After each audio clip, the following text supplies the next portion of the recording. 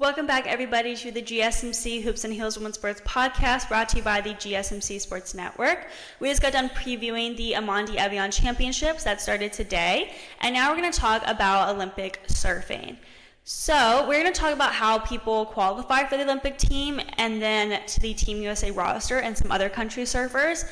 And I wanted to talk about how people qualify because I literally don't understand the qualification process for certain sports in Olympics. So I need to figure this one out because it's not just one trials and then everyone's good to go basically.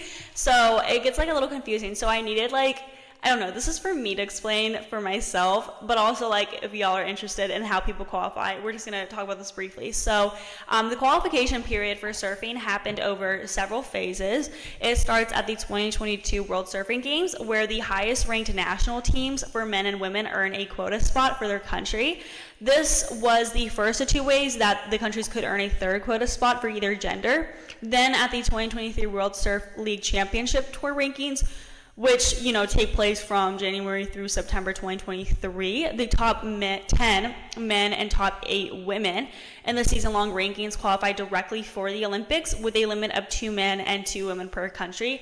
So, say if, in the top 8 women, there's, one person in the U.S. and then, the rest 7 are from Japan, then, you can only take the top 2 from Japan, and then you have to expand to I don't know, the top 20 and get all the other countries until you get 8 women from in total as the top, if that makes any sense. I don't even know if that made any sense, but anyway, and then among athletes who were not qualified yet, the highest ranked eligible man and woman from each continent at the 2023 ISA World Surfing Games qualify directly for the Olympics that way. In total, 4 men and 4 women qualified this way this year.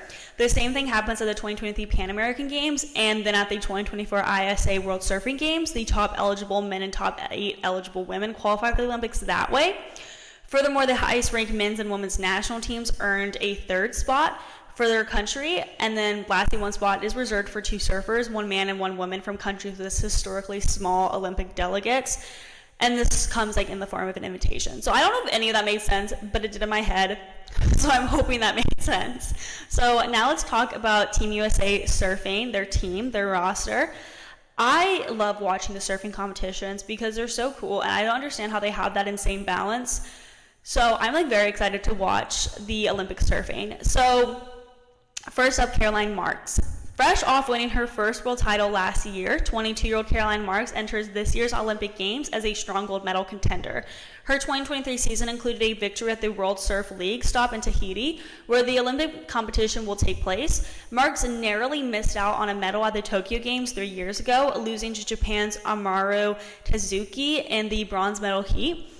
Also on the team is Carissa Moore. 3 years after winning the inaugural gold medal in women's surfing, Carissa Moore remains one of the favorites as she makes her return to the Olympics. Moore is 31 years old, and she's a 5-time world champion and finished second behind teammate Marks on last year's WSL Championship Tour. After the 2024 Olympic Games, Moore has announced that she will step away from competitive surfing as she plans to start a family, though the Hawaii native left the door open for Paul's return ahead of the 2028 Games in Los Angeles. So we'll see there.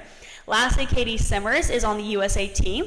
By having the highest ranked women's team at the 2022 ISA World Surfing Games, the U.S. earned that third quota spot for the Women's Olympic Contest. That spot will go to 18-year-old Caity Simmers, a rising star in the world of surfing and a first-time Olympian. Simmers finished 4th in the 2023 WSL Championship Tour rankings, and her runner finished at the WSL stop in Tahiti satisfied the criteria for being awarded the third spot on the team.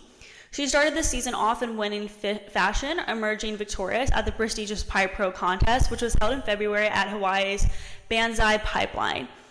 Now let's talk about some other countries. Brazil was able to tie for the gold medal with the U.S. in the Tokyo Olympics, so let's talk about them next. So on the Brazil team, we will see Taina Hinckel, Tatiana Weston-Webb, and Luana Silva. Hinckel had a strong season in 2022, finishing in 3rd place at the Los Cabos Open of Surf in Mexico.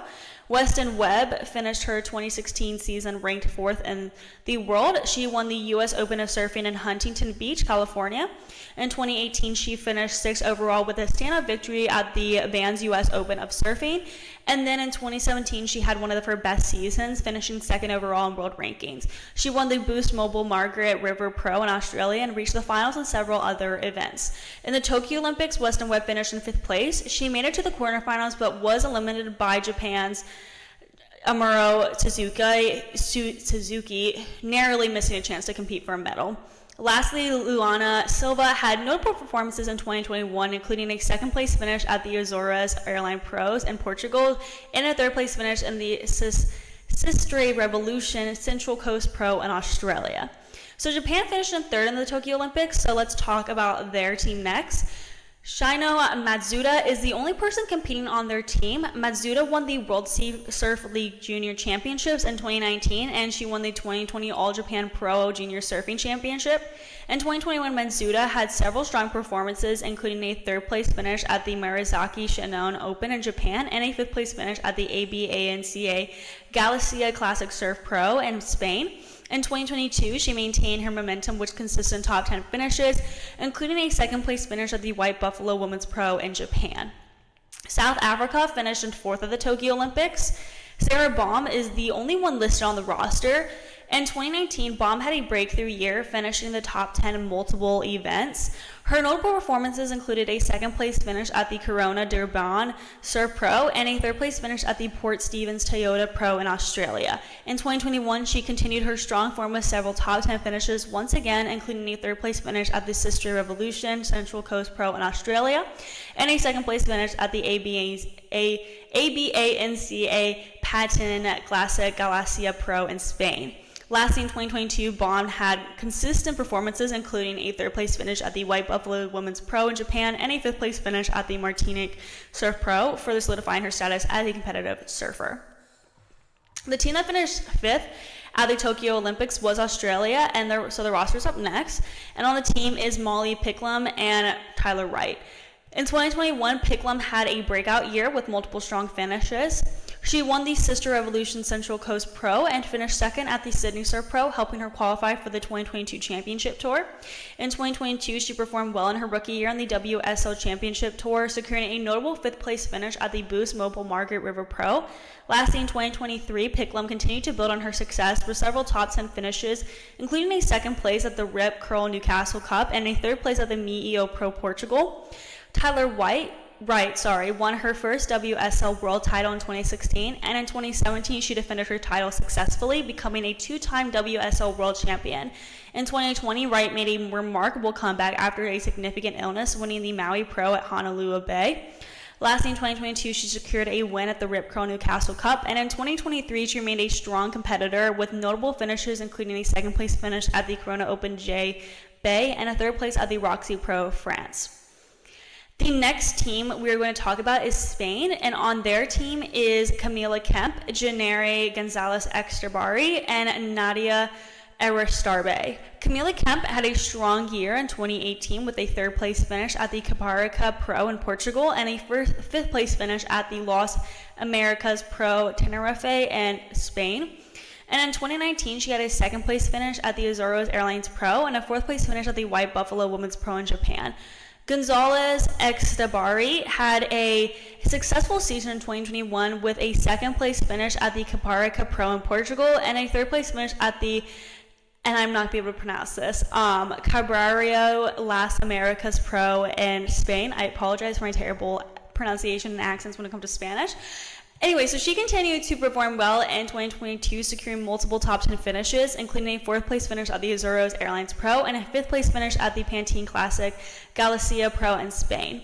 Lastly, Erostarbe had a standout year in 2019, winning the Pro Coruña in Spain and finishing 2nd in the Carapica Pro in Portugal. These results helped her gain recognition on the international stage. She continued her strong form in 2021 with several top 10 finishes, including a 3rd place finish at the MEO Visla Pro Ericira in Portugal and a 5th place finish at the ABANCA Pantene Classic Galicia Pro in Spain. Lastly, in 2022, she maintained her competitive edge, securing a 2nd place finish at the Caribura Blast Americas Pro in Spain, and a 4th place finish at the Azores Airlines Pro.